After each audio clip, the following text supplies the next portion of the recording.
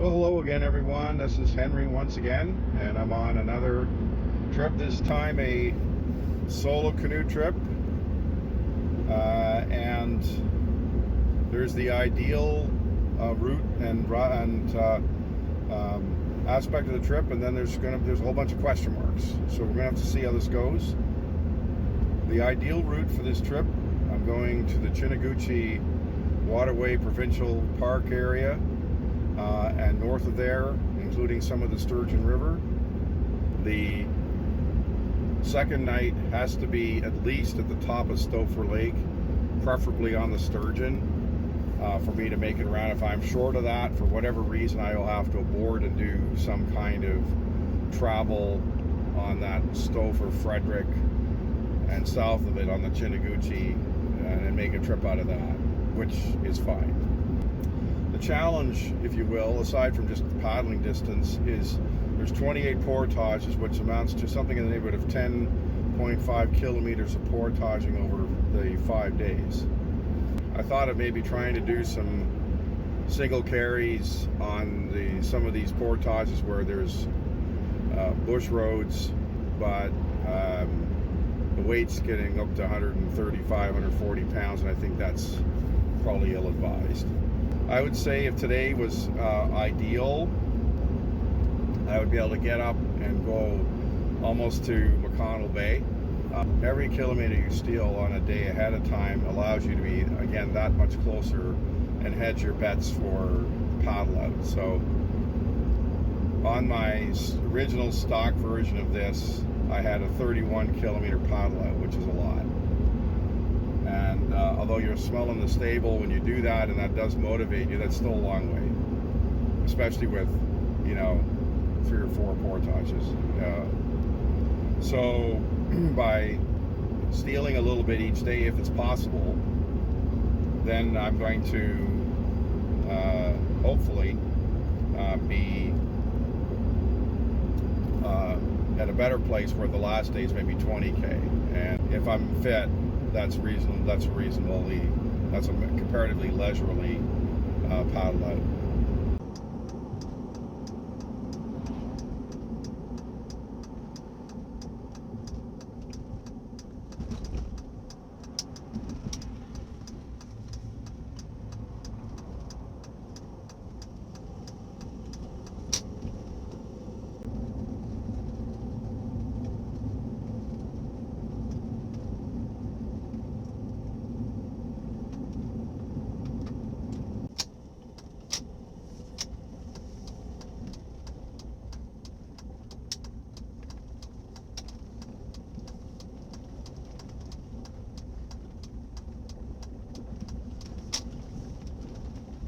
Continue on Marjorie Lake Road for 5 kilometers.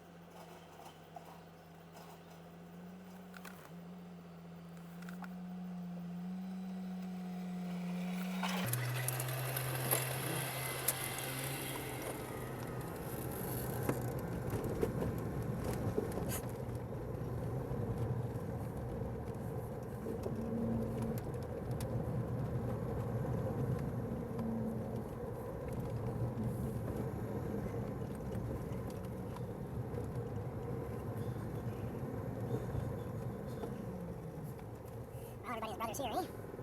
See, the parking is organized.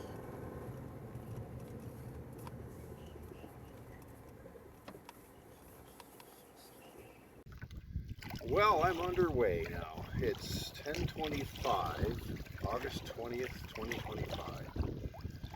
So a little later than I was hoping, but the road, while good, is windy and up and down, and so you're kind of limited to 40 or 50k an hour, and there was a road grader also to avoid, but we're rolling.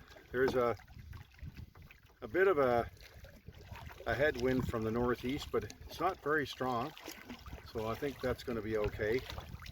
Heading up from the northwest arm of Metagamacy. It's in the low 20s. It's nice out here. One of the things that appeals to me about this area is that the lakes and the waterways are not too big, which will comparatively limit wind effects, and also makes it more interesting because it's more intimate.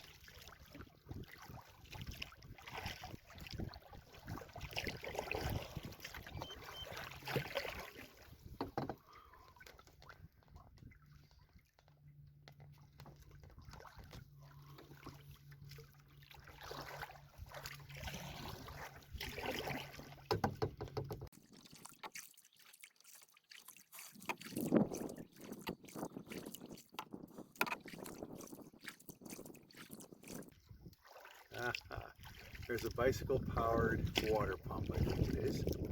Isn't that so cool? There you go. Probably will fill a tank or something. Good for them. I love it. So clearly off the grid.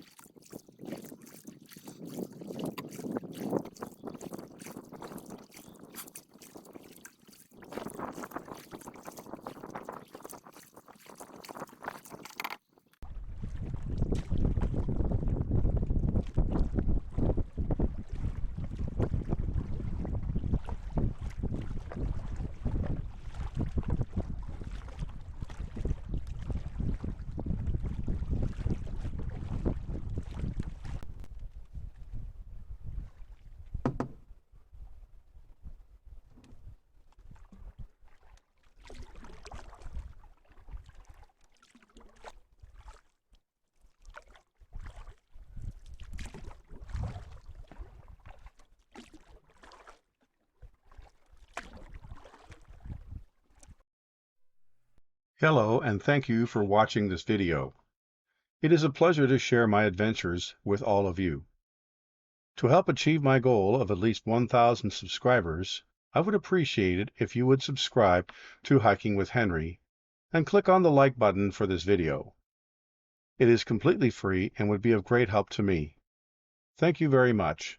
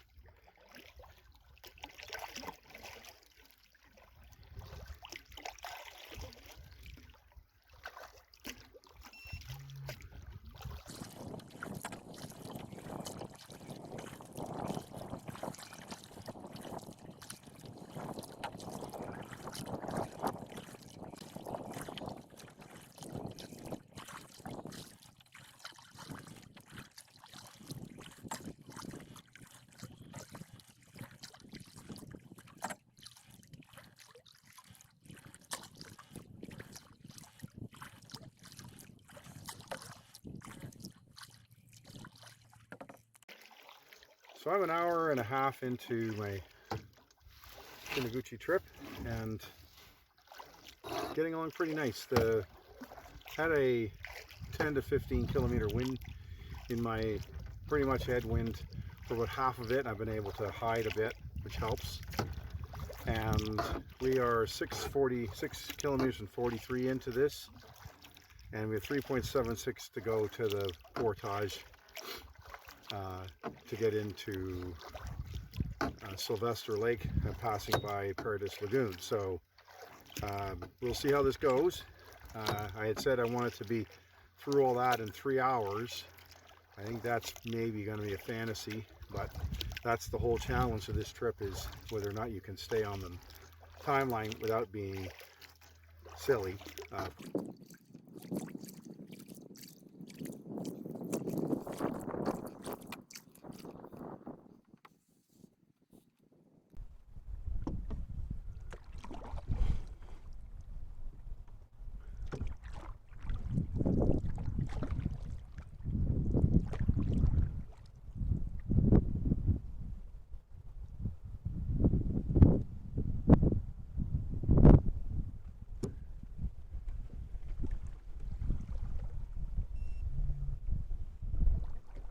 There's no sign, but it seems to be in the right place. So I think we're going to try it here.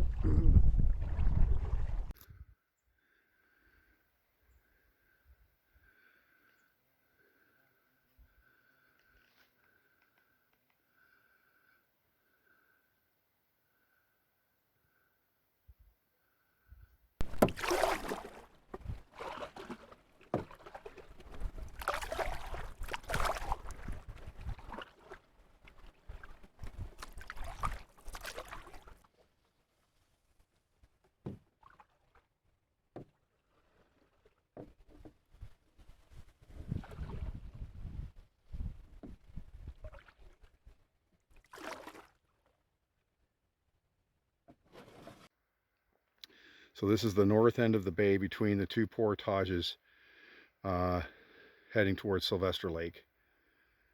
This is looking south.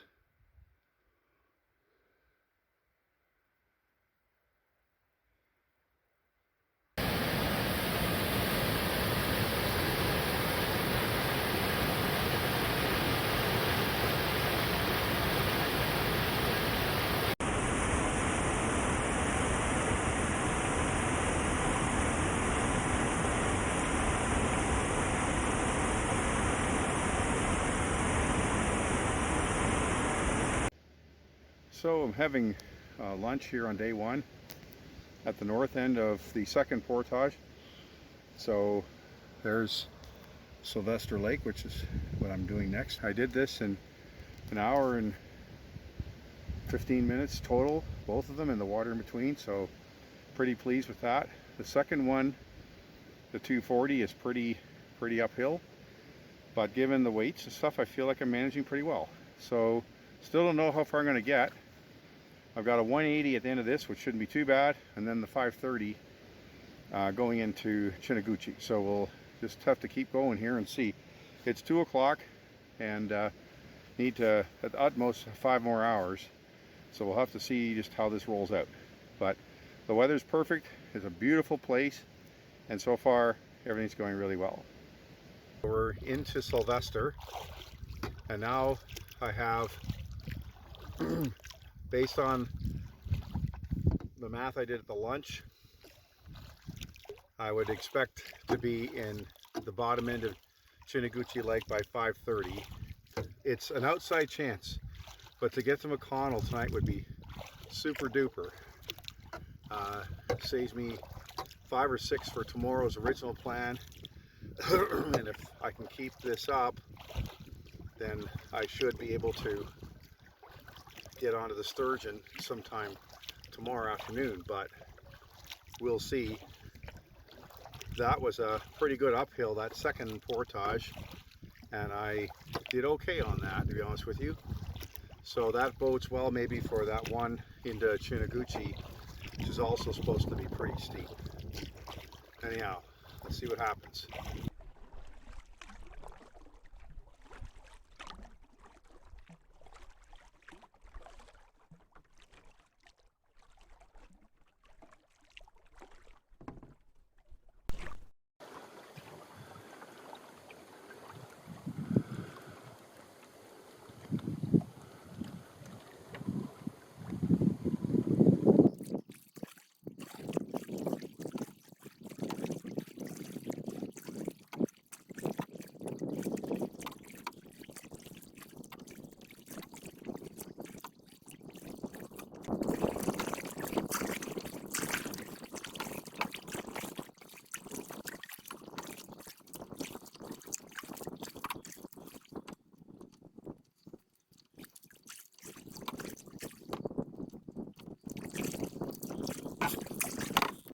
connection between Wolf and Sylvester is a swift,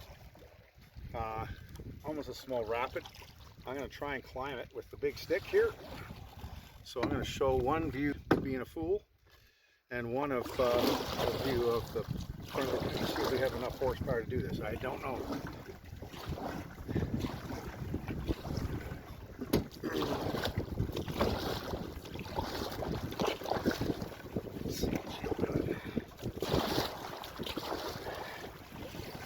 We might get some money here.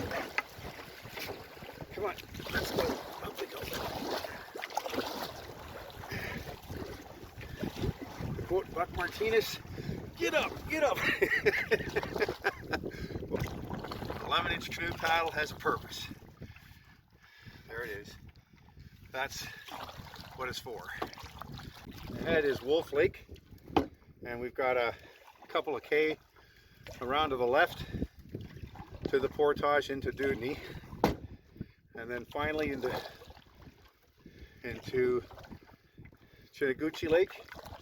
And it's just a question then of how far we go for the campsite. Now we're on beautiful Wolf Lake. Some pretty big hills here. Fantastic place.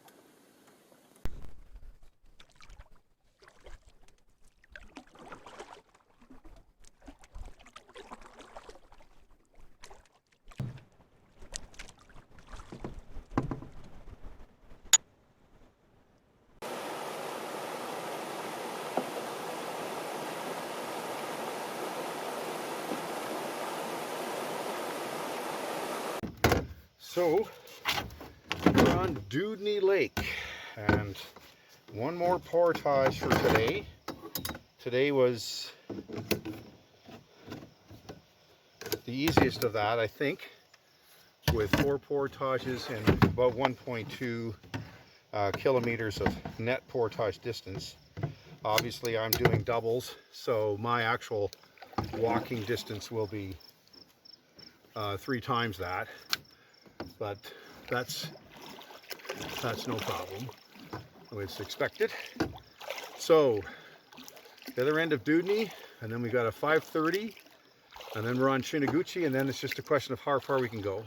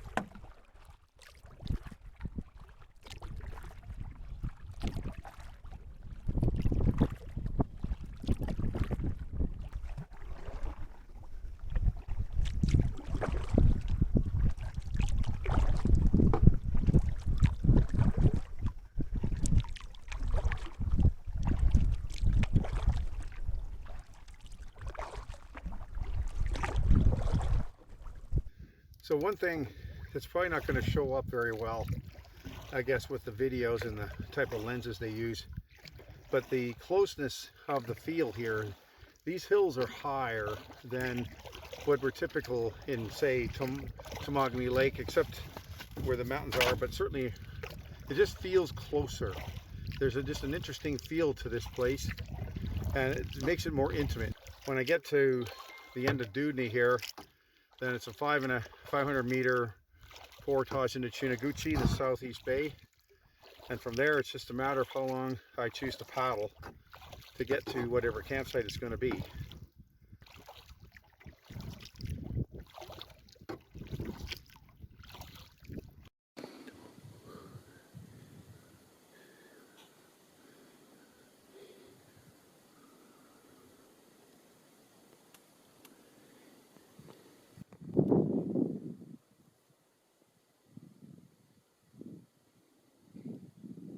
So that's Dudney Lake.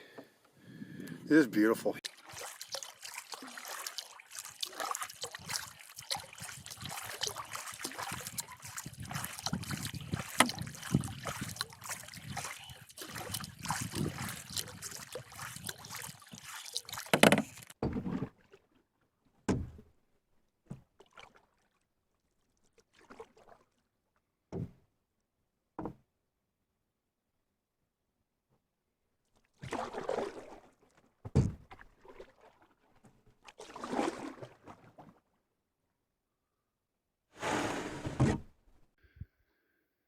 So that's Dudney Lake, looking from the Chiniguchi portage, and hopefully in 4 days we'll see that again.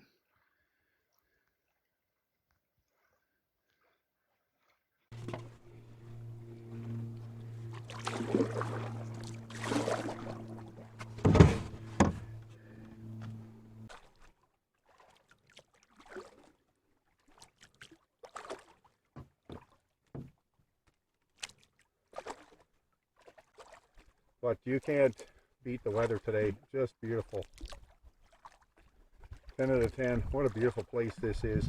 This is the east side, and then I'm headed this way to that narrow low point there, and then there's a little passage through, and although this is a bit on an angle, that hill there is called the Elephant, so we're going to pass by that, and then I'm going to kind of go a bit to the right beyond this, and either something up on the north end of Chiniguchi or in McConnell Bay.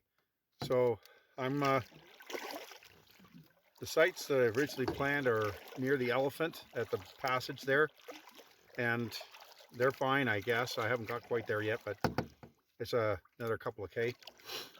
But I'm hoping to go a little further. It's 5:30. I've got sun until 8:15.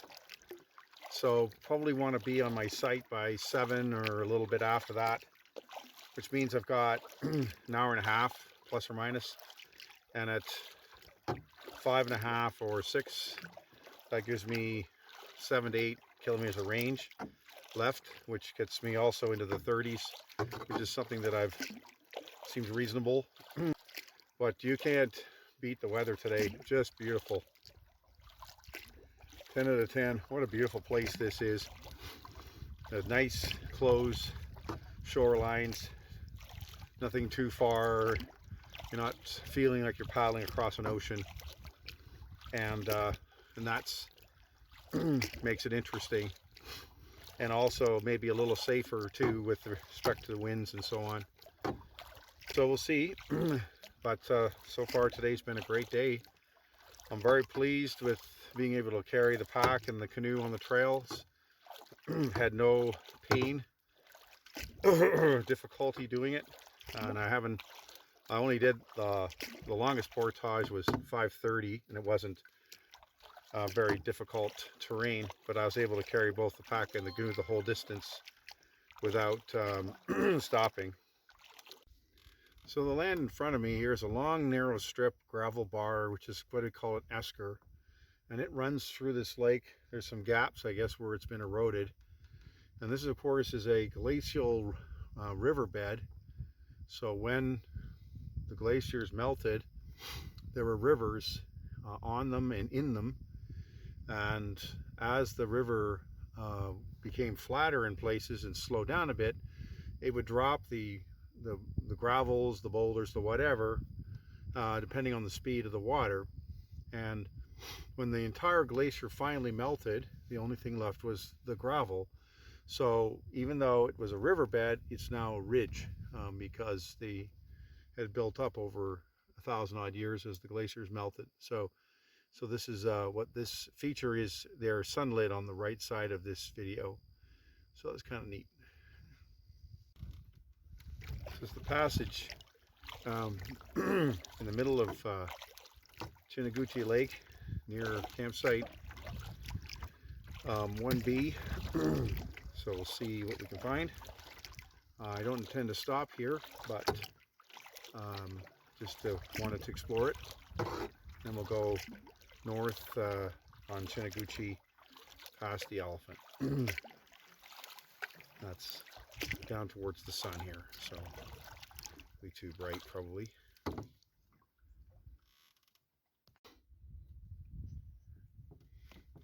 So this hill is called the Elephant, and it's in shade right now. Hopefully I can do it a little bit because there's cliffs on it. Apparently there's a scramble trail up there. It's about 600 feet high, and this is on the west shore of Chiniguchi Lake. And I had no intention of climbing it, but I wanted to go by it and see it. And it's beautiful here. So I'm heading on, try and find a campsite further north so to cut down on my distance tomorrow and try to hedge this trip a little bit.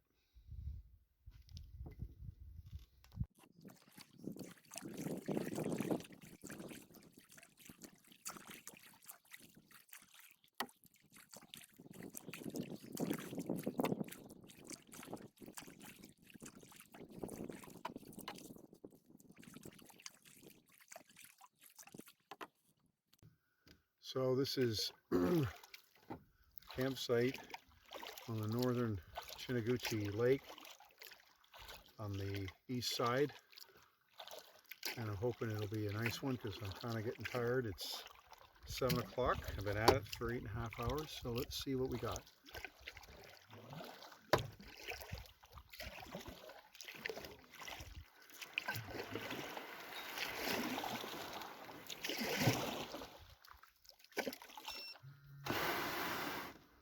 There you go, 31.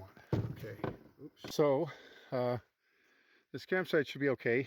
It's a little more work, but it's got a nice nice sand beach, makes that easy. And so here's the put in, and then I've got to carry everything up the hill. So there's this beautiful view of the water here, but the ridge is crowned, so there's always the chance of something rolling off into the water. So I didn't really want to put my stuff there, but I found this place that's flatter back in the back here a bit, so that'll be fine.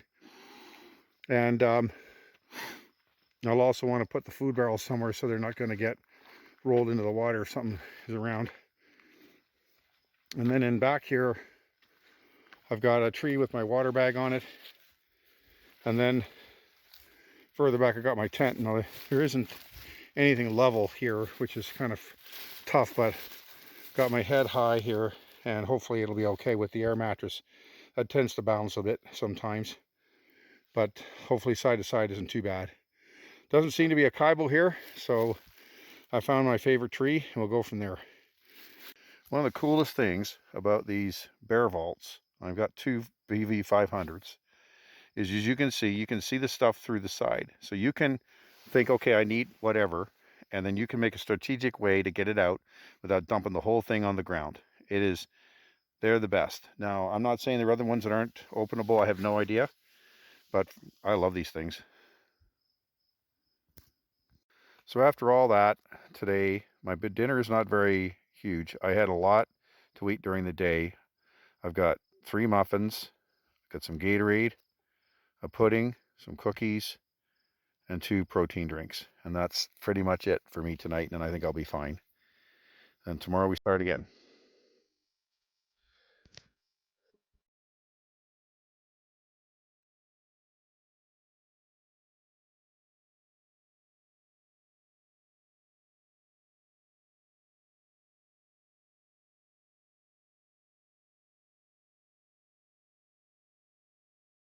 I began my trip around 10:30 a.m. at the Matagamacy Lake put-in marked item 1. This is at the end of a 27-kilometer well-maintained gravel road. After paddling about 10 kilometers into the north arm, I did 200 to 250-meter portages marked item 2, and these are separated by a small pond that then got me into Sylvester Lake. My paddle up the small rapid into Wolf Lake was at item 3, and after paddling Dudney and a good portion of Chiniguchi Lake, I arrived at my campsite marked item 4. Totals for day 1 of my Chiniguchi Wolf canoe trip were 26.4 kilometers of paddling, 4.3 kilometers of double portaging over 4 portages, for a total of 30.7 kilometers of human-powered travel, and this took me 8 hours and 16 minutes. I took 1 lunch break. It was under relatively ideal conditions with limited wind and nice temperatures. What a wonderful day.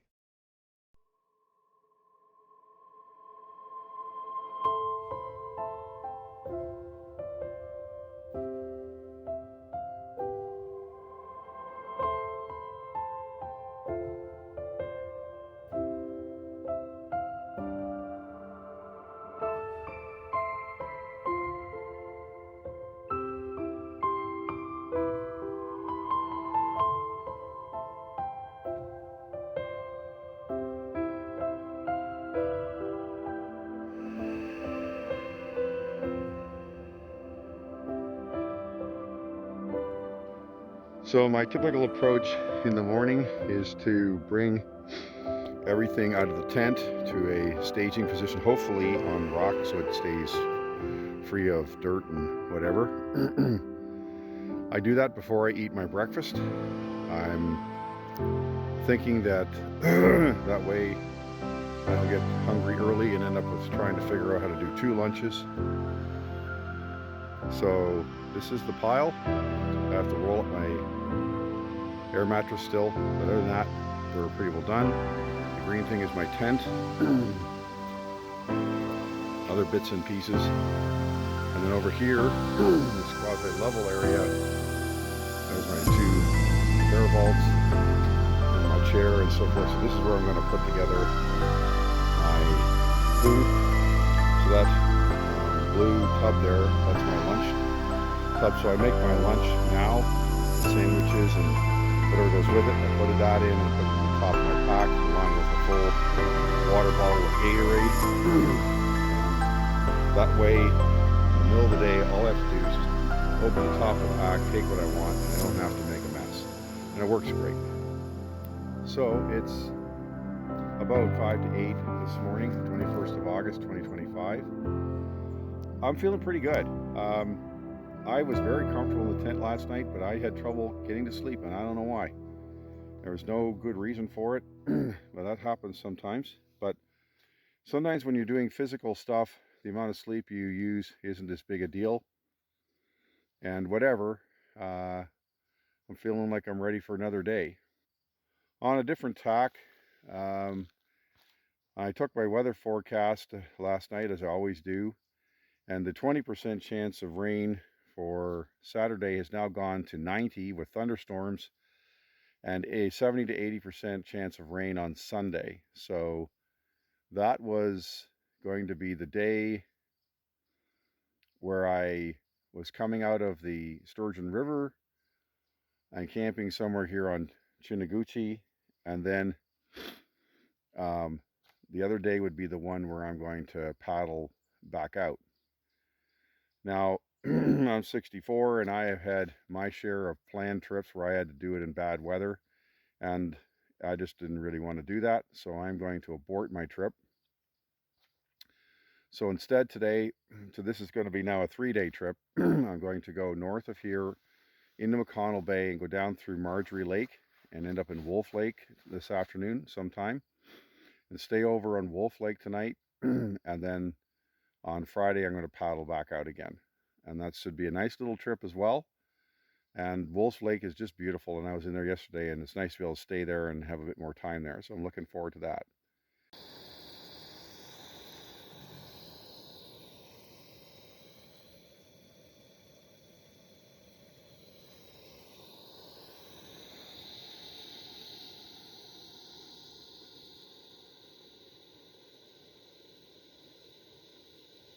Okay, day 2 of our boarded trip to Chiniguchi.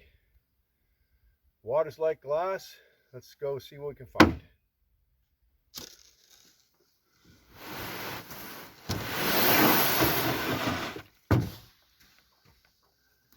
Sand beaches are the best for paddling. They just are. You can get in, you can get out. Nothing too tricky. And it sure is nice compared to some of these. So on the top of that is where that trail leads from the beach. And that's where the cooking area was and the fireplace. And then in behind there was where I had my tent and so on. So anyhow, worked out pretty well. Other than not sleeping, which is not the fault of the campsite. Campsite 1 on Chiniguchi Lake. The canoe landing was actually pretty easy. It was almost a sandy beach, which was great. It was still tricky to find level sites in this area.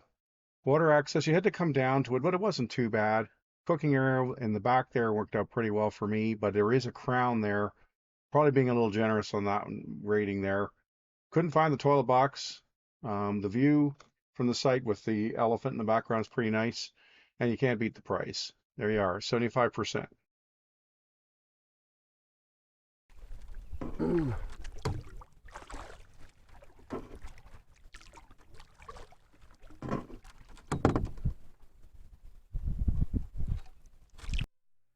Hello, and thank you for watching this video. It is a pleasure to share my adventures with all of you. To help achieve my goal of at least 1,000 subscribers, I would appreciate it if you would subscribe to Hiking with Henri and click on the like button for this video. It is completely free and would be of great help to me. Thank you very much.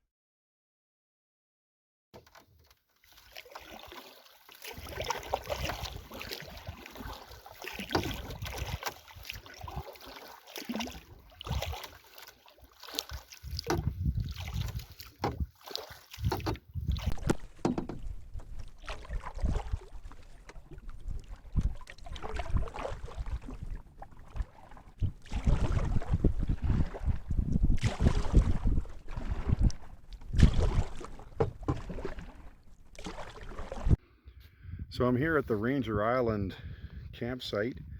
Just going to quickly check it out. This is the view from the beach, and that's heading north towards Sawhorse Lake, which is the objective in this type of trip. And then that to the right is the entrance to McConnell Bay. So let's have a look. So we got a little fire pit, lots of gravel.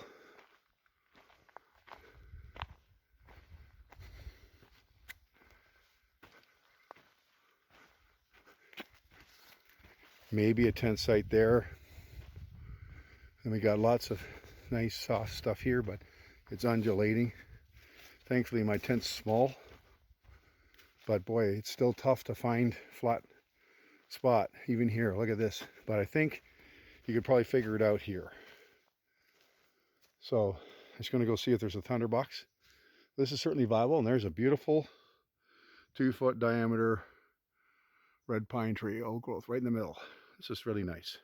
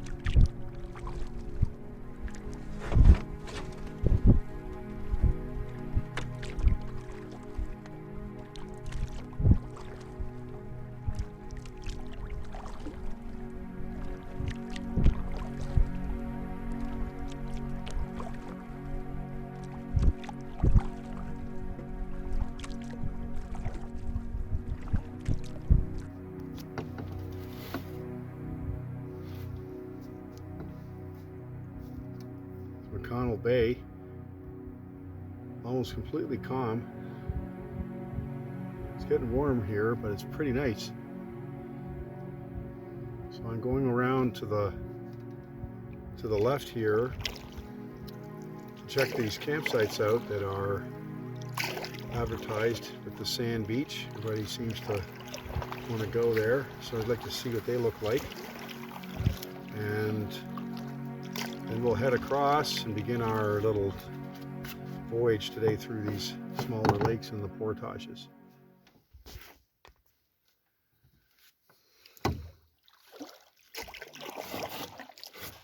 So I've gone 3K so far.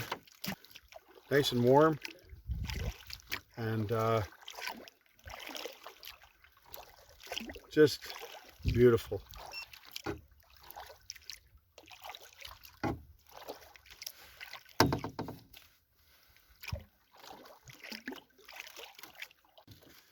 So there's the famous beach campsites at Canoe Bay.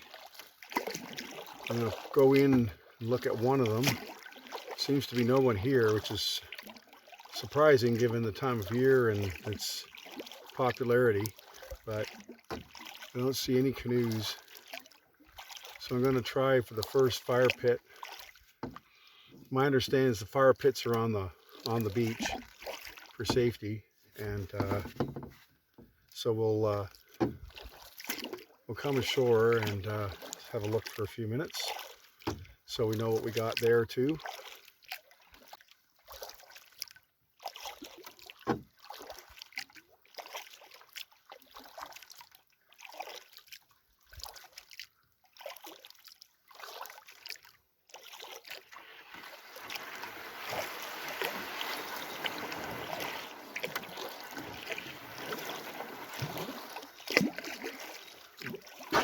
Low water here, so we can get to shore. Oops, come on. There we go. Just to get our feet wet. That's gonna have to do it. The only thing giving me grief today are these darn flies. They look like house flies, but they bite and they really hurt. They don't leave a mark, and they're so fast you can't kill them. I normally don't wear long pants when I'm camping because I get too hot, but I don't know of an answer around it right now because this is kind of tough. Okay, here we are at the Canoe Bay Beach campsite, so I'm going to have a look. So as I came further east, you get to this open area. That opening in the red pines there looked like a snowmobile trail. It just goes on. It's not part of the camping. But you got a nice big open area here for a good sized group, and then there's a kitchen someone has done. So let's, oh, and there's a bathroom. Well, bless their hearts. So this is the place here that you'd want to come. And you can see the sign for the backcountry toilet. And again, a nice little table set up here, which is always nice. Okay, let's go further. So the third site, so just there's the beach and beautiful lake or Canoe Bay. And you can see my canoe over there. That's kind of site one. Where the stump is site two I showed you. And here we are at the final one. And there's also a nice area in here, maybe the best of them all from the standpoint of flatness. And again, if you could probably use that backcountry toilet if you wanted to. All right, so I've done my investigating for this area. So now we're going to start the actual travel today. So there's a number of small lakes and small portages. Cherian, Beatty, an unnamed lake, and I think it's Jerry. Before we get to Marjorie, 100, and then 40, then 70, then 110, then 160, and then we're into Marjorie. So there's a whole bunch of little guys, just enough that you have to take everything off the boat and put it on again, and that's the way it goes. And then we're into Marjorie, and somewhere in there we'll probably have some lunch. So pretty nice. There's no campsites on these small lakes, but there is a site on Marjorie. But we'll see. All I need is a bit of rock or something to sit my chair on, so we'll see. So we're at the end of McConnell Bay, and now we're trying to use the portage into... Should get in here, we can get it on the rocks, we should be all right.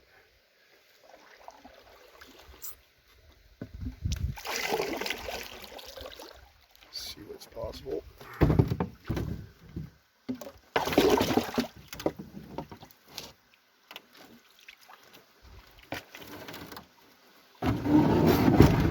That's gonna have to do it, I guess.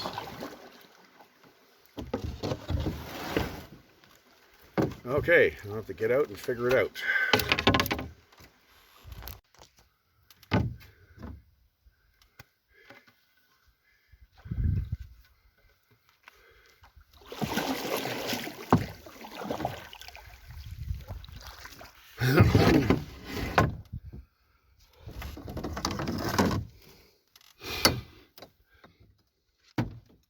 So we're on Chiniguchi Lake finally, and I did have a lunch, so that was a factor. But these small lakes in general aren't the problem, but the put-ins are terrible. The two here, and one on the other side was like a 9 out of 10, 10 being the most difficult, and this one maybe a 6. So that really takes a lot of time from what you think you might take for such a short portage, where you think it might take 15-20 minutes to get the stuff over. Now it's more like 45. Now that's just what it is, and the water levels are probably a little bit lower because of the lack of rain and the heat with the evaporation, but we're moving. So we got a 40 up here at the other end, which hopefully will be easier. And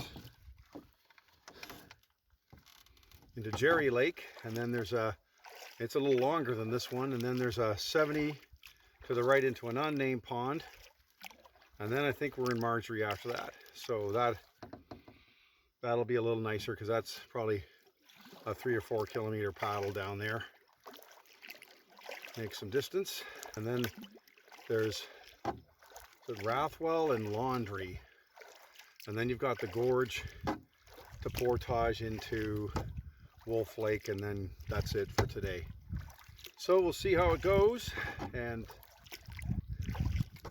it sure is wonderful to be out here, I will say that. And this day, the air is, this morning was close. It felt quite humid, and everything was damp, and you didn't have to do hardly anything and you're sweating.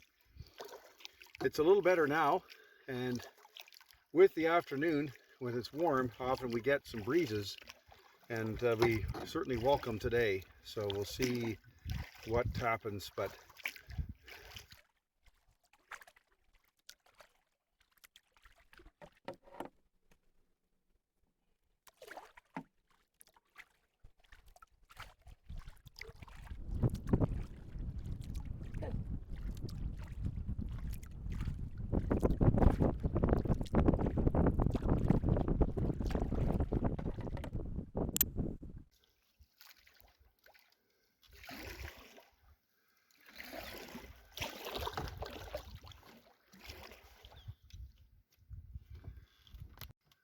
this is the unnamed lake between Beatty and Jerry, and I'm just looking for the exit portage.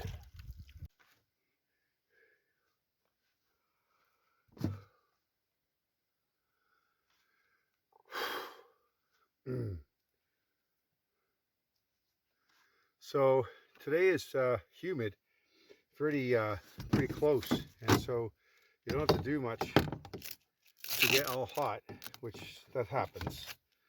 However, what is important, I think, is how instructive this has been for this type of a trip today. So I have now on my 4th lake and 4 portages, none of which are more than maybe 200 meters. Most of them are shorter than that.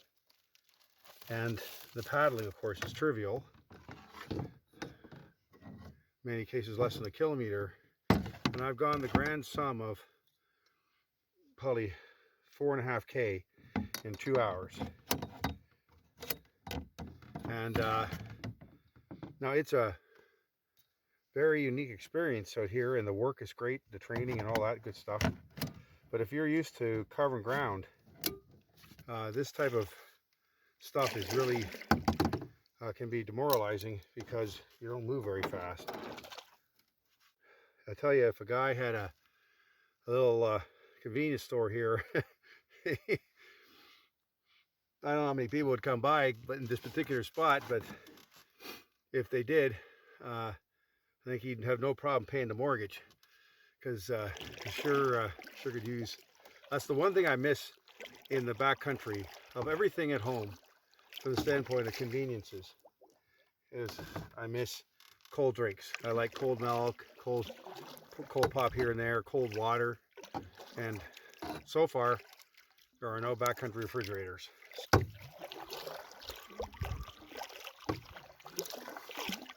So in the distance there is Marjorie, I think. There's probably, like I said, there's a 260-meter portage, but in a narrow river, which I don't think you can run.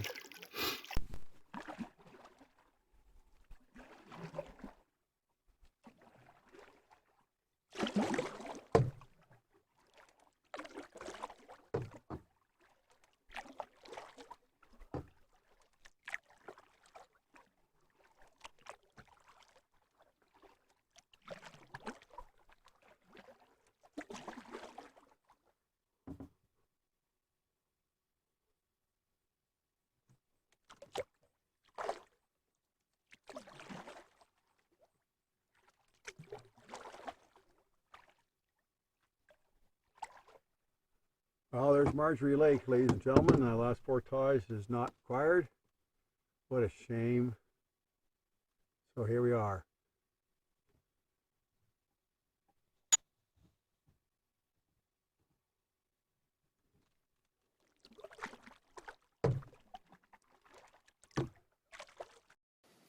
So this is Marjorie Lake.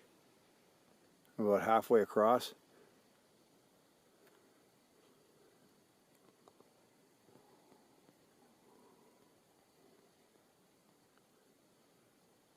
Pretty quiet today. And it came from over there.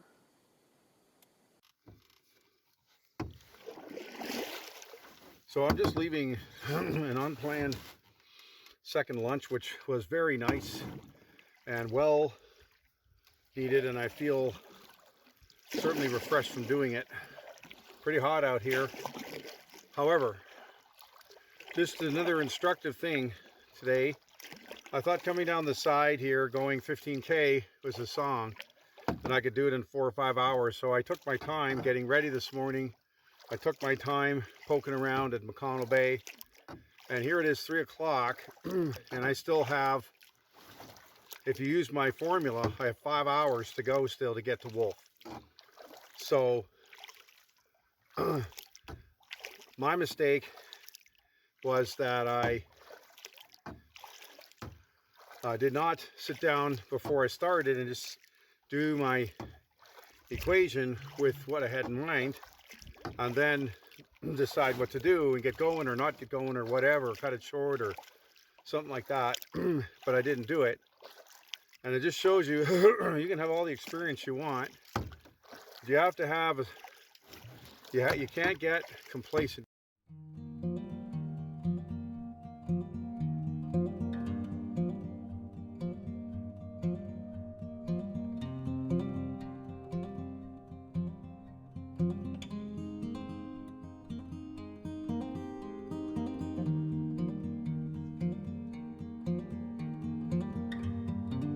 Five hours from, they put me at a site somewhere on Wolf at around 8 o'clock, which means I'm going to be scrambling to get things done before it's really dark. Now, it's not impossible, obviously.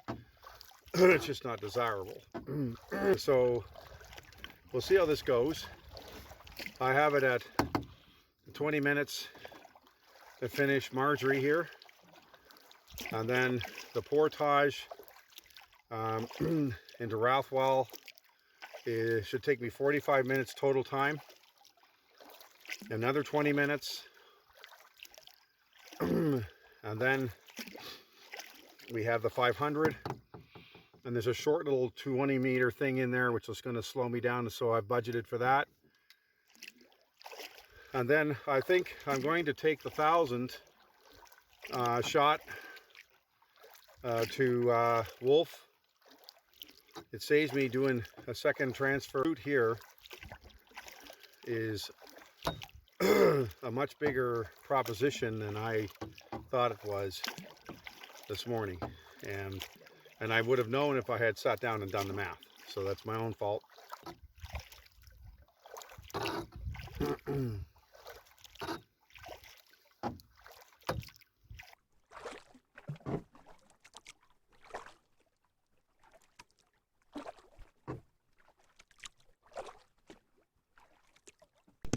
This is the portage onto Rathwell from Marjorie, and the whole trail has been kind of like this, and just through the trees we can see Rathwell Lake coming up, which is always a nice sign. It's 380 meters, and it's all of that. So this is Rathwell Lake. We're heading down the end for a 500-meter portage into Laundry Lake. Shadow here, get out of that. The sun is really hot. It said 25, I'll bet you it's closer to 30. So we're just gonna get a better look at the trees too when we get there. There we go. Oh, that's nice. Go a little further just to make sure. Boy, what a difference. Oh my, that's the way to go.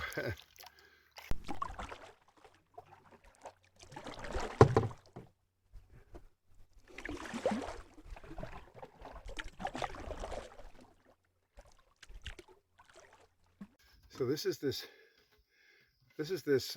small 20-meter thing. The water's down about 2 feet, certainly a foot and a half. And so where we could have paddled through part of this, it's now blocked. And so it's probably going to be at least 2 portages.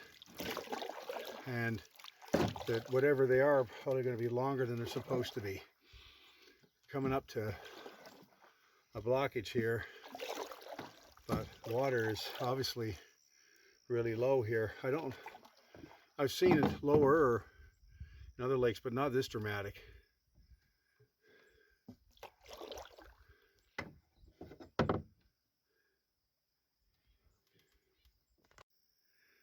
So this is the beginning of Laundry Lake. Last lake up before Wolf. And we go across there, and then there's a 1,000-meter portage, and then we should be on Wolf. Boy, what a day.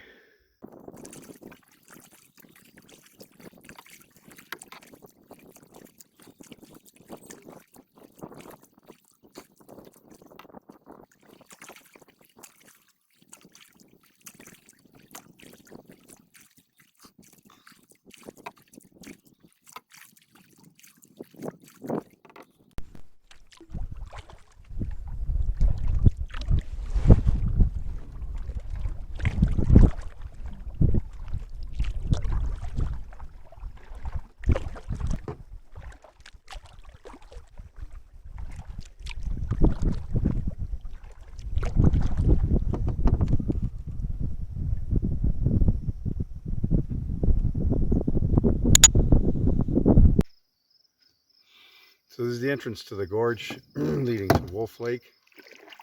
It's just an incredible wall of rock. This is taken at half X, so when you're standing beside it, it's pretty impressive. It's probably, I don't know, 40, 50 feet high altogether, I guess.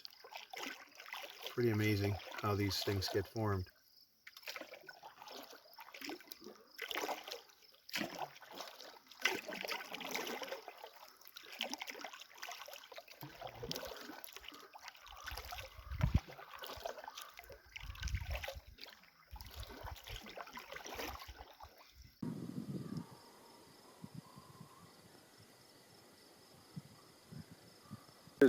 That's the slot where there's a gorge leading to Wolf Lake, but the trees make it hard to see it when you do the trail from what I've been told.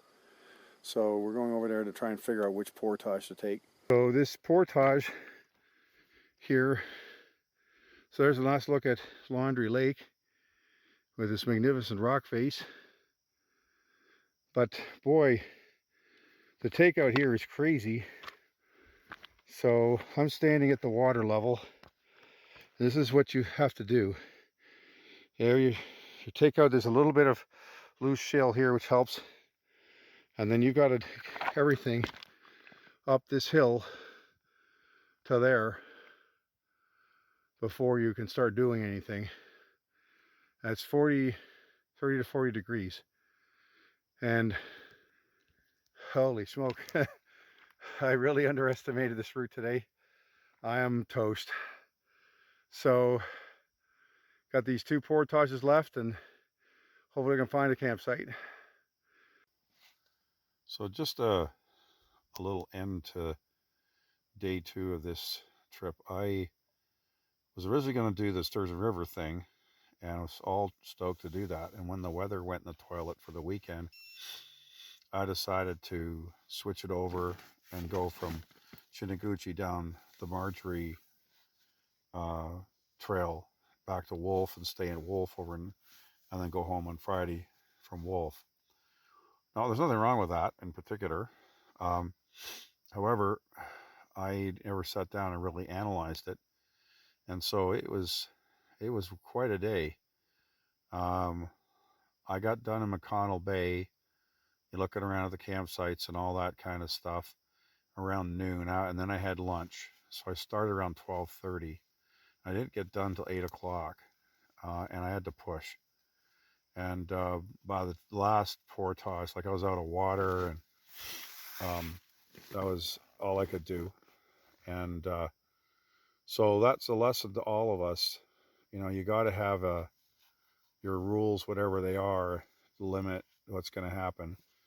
Now, you could say, well, gee, it could be better, but you can't expect perfect conditions as the norm. And so those trails are not perfect, so that's okay. Holy Christmas, some of those are pretty tough, and those put-ins are the worst. And if you're betting on your put-ins to be quick, you're dreaming. Some of those lakes are down 2 feet, and so you're dealing with put-ins that are all different than what was intended by whoever set this up. Now, this is all wonderful. I mean, it's a beautiful piece of section. There's nothing about that. I'm just saying, I have an equation I use to assess the time, and I try to limit myself to an 8-hour day, and it was 8 hours after 12 noon. So, and I don't like, coming to a campsite at 8 o'clock and having to scurry around in the dark at this time of year to set up my tent and take care of things.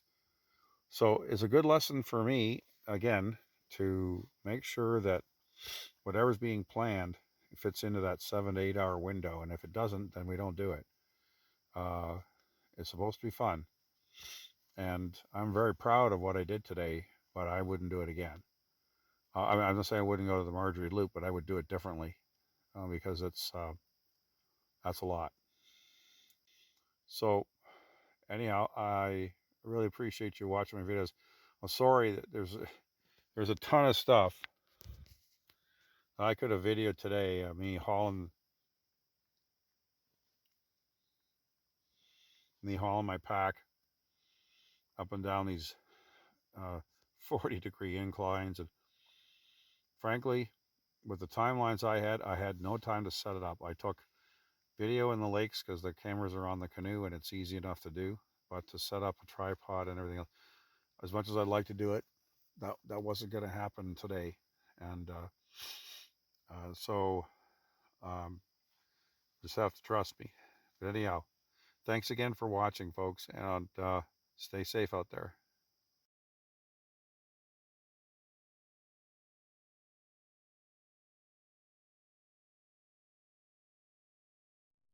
Starting at Campsite 1 on Chiniguchi Lake marked Item 1, I paddled north-northeast to the Ranger Island campsite marked Item 2 and had a look around. I then paddled into McConnell Bay to inspect the famous beach campsites found there at Item 3. After this, I began my trip down through Marjorie Lake to Wolf Lake. This started at the portage into Cherry Lake, marked Item 4, and after a brief paddle and a short 40-meter portage, it led into Beatty Lake, marked Item number 5. After Beatty Lake, I came to a small pond and then into Jerry Lake, marked Item 6. I took my second lunch on Marjorie Lake at Item 7. The jumbled rocks at the difficult 20-meter portage were found at Item 8. The portage into Wolf Lake from Laundry Lake is showed him at Item 9. This had a steep start to it and a precipitous descent halfway through. This is rugged country, and the portage trail often went over rocky areas, especially in the southern part.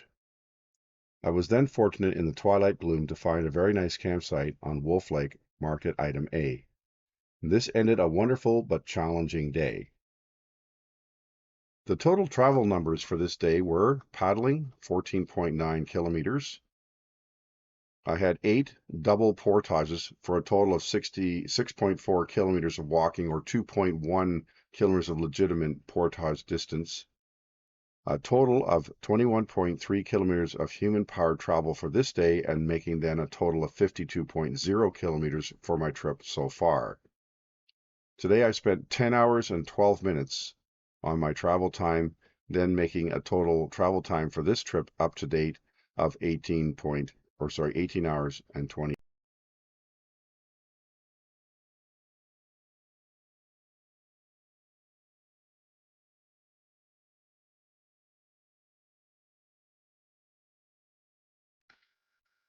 Well, good morning from Wolf Lake here in Chiniguchi Waterway Park, and it's a beautiful morning to take a song. The water is perfectly calm. It's about 15, 16 degrees out here. I don't know if we had dew or if we did. It was just a little bit of one, and such a pretty place here this morning. Now this site says there was a mine here probably back in the day. Now whether it was surface mining or not, or if there's shafts here, they're filled in, but it's still, what a place. And there's even a thunderbox here. Typical Temagami, you have to walk about a half a mile to get to it, but it's nice to have, very much appreciated. And so there's my world famous chocolate oatmeal. They changed the flavor that I kind of liked. I'm not an oatmeal eater generally, so I decided to beat them at their own game. So I use regular oatmeal that they should always have. And then there's, in this case, there's 5 packs of regular instant oatmeal and 4-ish heaping teaspoons of Nestle's Quick. And then you just mix it together and hot water until it's the consistency that you like, and off you go. And it works, and it's edible for me, and I like it. So, and it's easy to carry, and it's been a real winner for me for the last 15 years camping. I guess it was about 10 years ago that I did this after they discontinued one flavor that I kind of was okay with. So it was more fun to make my own. Hello, and thank you for watching this video. It is a pleasure to share my adventures with all of you. To help achieve my goal of at least 1,000 subscribers, I would appreciate it if you would subscribe to Hiking with Henri and click on the like button for this video. It is completely free and would be of great help to me. Thank you very much. Really is a pretty morning out here. We got a little bit of a breeze picking up now, not a serious one, just to make it nice. And there's a bit of cloud, but it's just so nice and gentle, and the temperature is just perfect, and thankfully there's very few, if any, bugs. So I can just sit here putting all this together in peace, and it's really quite nice. This is what makes camping fun. And you know, there's the tough stuff, and of course some of that you choose. And then there's stuff like this, which is why we all come out here in this wonderful setting. This is what I'm looking at while I make my meal. So there you go. To light my stove, I bought one of these piezo things, which sounded like a great idea, and it actually kind of worked. But it's lost its mojo, and I don't know why. It's kind of disappointing. I haven't used it all that much. So I switched to this. Canadian Tire has these. And the nice part is they're long enough that you don't get your fingers burned if you use a normal lighter. However, it seems to kind of light sometimes. So I might have to get like a second one just to be safe out here. But I like that also for lighting trash fires and stuff too. So the nice part about using the saucepan, or the, whatever they call it, to heat the water is it's not very deep, and so it tends to heat pretty quickly, and you don't need a full a liter of water anyway for oatmeal. So this has been really kind of nice. And my grabber has been just gold. I love this thing. I burned my hands on my handles before, so I took the handles off and used the grabber for everything. I love this thing. So I dumped the entire saucepan in there, and when you first put it in, it's a little soupy. I don't like soupy oatmeal, but when you mix it up, the browner it gets, the closer you are to having it all properly mixed. Initially it looks kind of white, but that goes away. And then you can just leave it sit, and it gets pretty stiff, and then you can decide how much you want. I like to be able to, the old story about it, your spoon or fork standing up in it kind of thing is what I like to have for mine. But that part of the chocolate oatmeal issue is entirely personal preference. One of the things I've also found helpful is these things. These are protein drinks. There's other kinds, but this is what I'm using. And what I like about it is I buy it at the diabetic section of the food store, not because of that problem, but because there's no sugar in it almost. Yet it tastes great, and you don't have to refrigerate it. So it's like the ideal camping meal. And there's about 200 calories in it, and it's mostly pure protein. And when you've been doing a day, you know, your body's screaming for it anyway, and bringing meat out just doesn't work camping. So this is my solution to that problem, and I've been thinking that's working pretty well.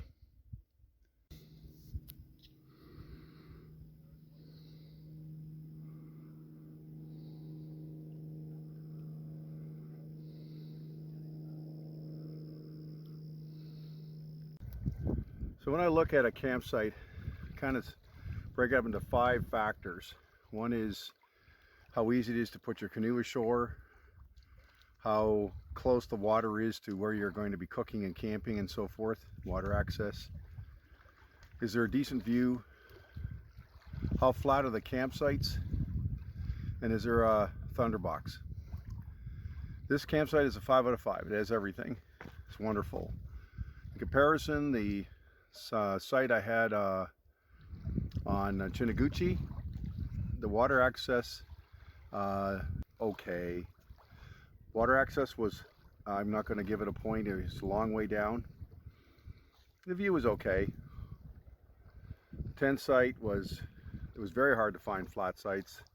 I wouldn't give it anything there, and there was no kaibo. So that one is probably about a 1.5 to a 2, and this one's a 5. So there you go. That's just kind of how I rate these things. And obviously, if you're going off the edge of the map, you're not going to see a thunderbox, and everything's going to be more primitive, but that's a choice you make. I think the thing is, if you're going to put in big days, you know, then you want to get to somewhere where there's some facility so you can do your stuff. If you're putting in slightly shorter day, knowing you're going to have to hack your way at a campsite, I guess it's a trade-off. Anyhow, Wolf Lake's been good to me. It's time to go home.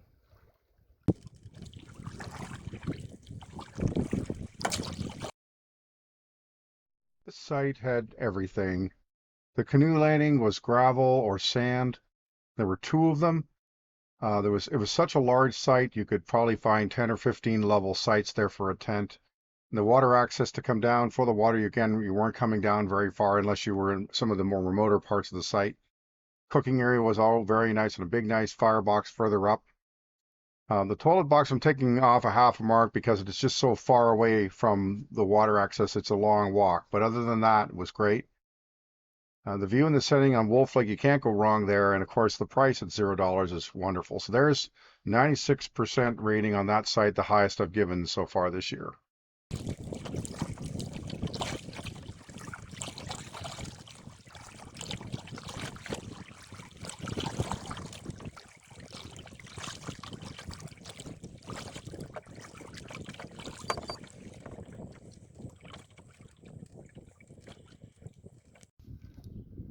So there's a small rapid here between Wolf and Sylvester Lakes, which I paddled up the last time, but there's some smooth rocks in the way that's easy to ground your canoe.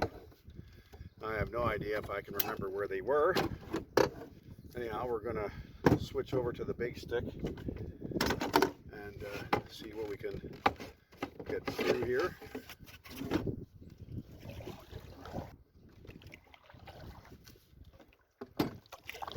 Thankfully, what's here are very smooth rocks, so they don't hurt the canoe other than just scraping.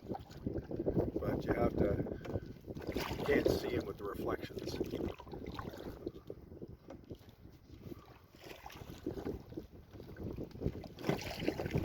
see if we can do it.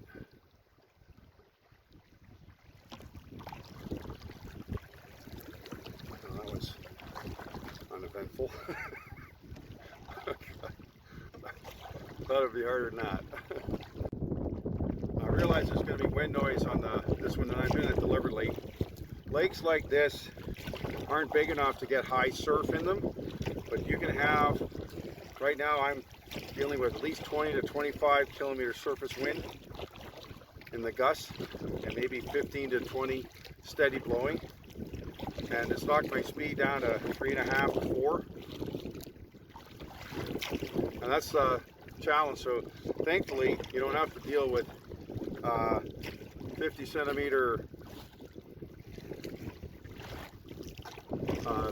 chop, but you still have a lot of hard work on the paddling just to get the boat to move because of the drag. So that's the challenge on some of these lakes.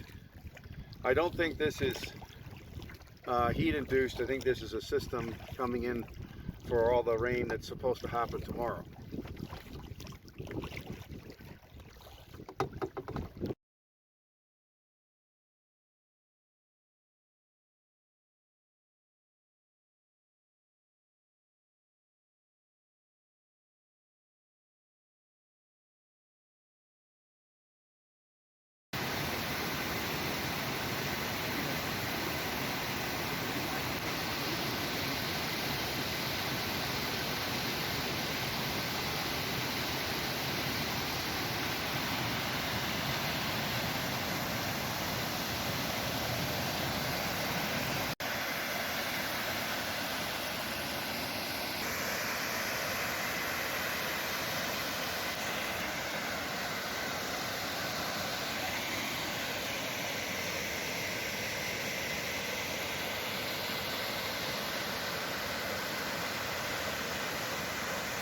So this is this famous Paradise Lagoon here, and pretty nice little swimming hole, I will say. If you're coming up from Metagamacy and you want a day,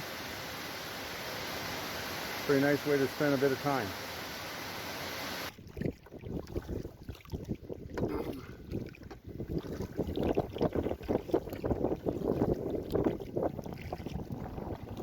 Well, this is going to be quite a drive home here.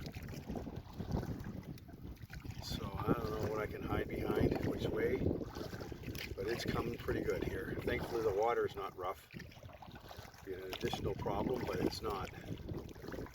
So I'm going to try the left coast for now, and we'll see if that's better.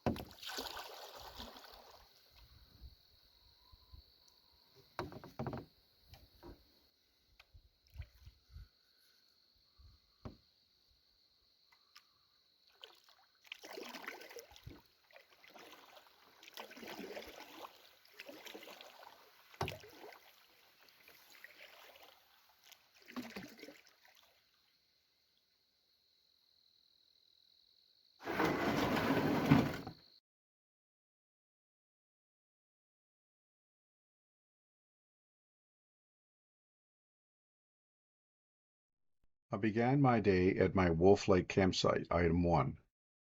From there, I paddled south through Wolf Lake and into Sylvester Lake. At the southern portage, I took a bit of time to visit the noted Paradise Lagoon, marked item 2. A spectacular sight with a 100-meter diameter bowl fed by a number of cascades. After this, I took the 2 portages marked item 3 down to Matagamacy Lake. My shoulders were reflecting the abuse of the first 2 days. And finally, I arrived at the takeout at the Matagamacy Lake Government Dock, item 4, to end my shortened but very enjoyable 3-day canoe trip. The distances for day 3 were 13.4 kilometers of paddling, 1 kilometer of hiking out to the lagoon, and I did 2 portages for a total of 1,590 meters. This, of course, was double portaging, for a total of human power travel of 16.0 kilometers. For the entire 3-day trip, the totals were 65.4 kilometers of paddling, 1 kilometer of hiking, and I did 10 portages for a total of 8 kilometers of distance there. And the total trip for the trip was 74.4 kilometers of human-powered travel.